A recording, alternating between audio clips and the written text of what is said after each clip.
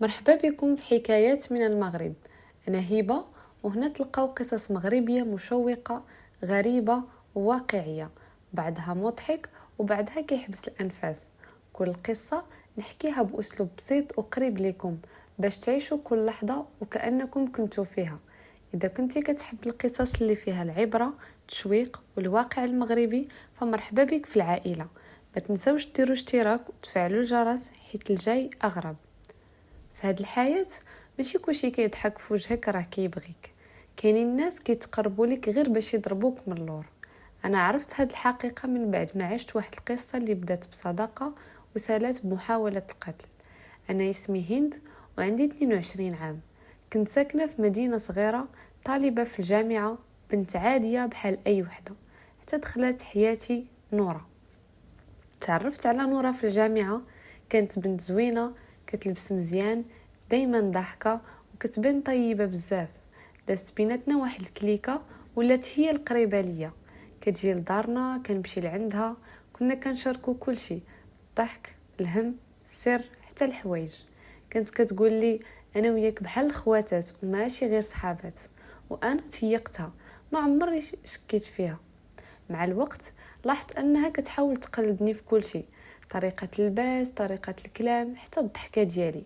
في الاول قلت ماشي مشكل، يمكن غير كتعجبها طريقتي.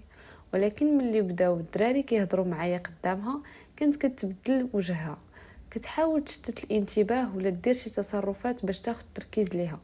ومره سمعتها كتقول لواحد البنت: هند غير كدير راسها زوينه، راه بلا مكياج ما تسوى والو. ديك اللحظة بدا قلبي يحس ان شي حاجة ماشي هي هذيك. واحد النهار دارت لي مفاجأة وقالت لي غادي نخرجوا انا وانتي نتهلاو في راسنا شوية، نبدلوا الجو ونطلعوا للغابة نديروا خريجة. فرحت بزاف وقلت واخيرا نرتاحوا شوية من الضغط ديال الدراسة. مشينا في الصباح بكري وكلشي كان باين عادي، ولكن في وسط الغابة بدات كتبدل في تصرفاتها، كتحاول تبعدني من الطريق وتدفعني نطلع في واحد المنحدر وانا ما فاهمه والو. حتى جات ديك الوقيته اللي ما عمرني غادي ننساها.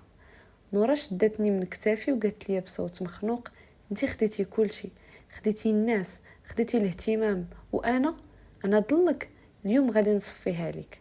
وحاولت تدفعني، بغيت نغوت ولكن ما كان حد. شديت فيها بكل قوتي وبكيت وقلت لها: نورا علاش؟ واش هادشي كامل على الغيره؟ على شنو؟ ما جاوباتنيش، كانت بحال شي وحده خارجه على السيطره. لحسن الحظ تليفوناتنا كانوا في الساك وقدرت نرمي الحجر على الطريق اللي كان قريب. حتى جا واحد الراجل كان كيمشي مع الكلب ديالو وشافنا. نورا هربات ولكن ما مشاتش بعيد، تشدات وداروا لها متابعة على محاولة القتل. من بعد عرفت باللي نورا كانت كتغير مني من البداية، كبرات وهي كتعيش تحت ضغط المقارنة، وكانت كتشوفني أنا كمنافسة ماشي كصديقة. تواصلت معايا من بعيد وبغات تعتذر، ولكن أنا ما قديتش نسمح ليها. ماشي كل ضحكة نقية وماشي كل صاحبة صادقة. الصداقة الحقيقية ما فيهاش الغيرة، ما فيهاش المكر، ما فيهاش الخيانة. أنا بقى فيا الحال ولكن تعلمت درس: القلب الطيب ماشي عيب، ولكن الثقة في الغلط ممكن تقتلك. وخا كنت باغية تصفيها ليا، ربي كان كاتب لي حياة جديدة وعيون تميز بين العدو اللي لابس قناع الصاحب. وهكذا سالات الحكاية ديالنا ديال اليوم. الدنيا عمرها ما كتسالي من القصص، ولكن العبرة فين كتحط قلبك وفين كتحط ثقتك. إذا لقيتي راسك في هذه القصة ولا في شي جزء منها، كتب لي في التعاليق، نسمع رأيك ونتعلموا من بعض. ما تنسوش الاشتراك وشاركوا الفيديو مع الناس اللي كيعنيوا لكم. يمكن قصة وحدة تغير نظرة شي حد أو توقف خطأ قبل ما يوقع. أنا هبة من حكايات من المغرب، وغادي نبقى نجيكم كل مرة بحكاية من قلب الواقع المغربي.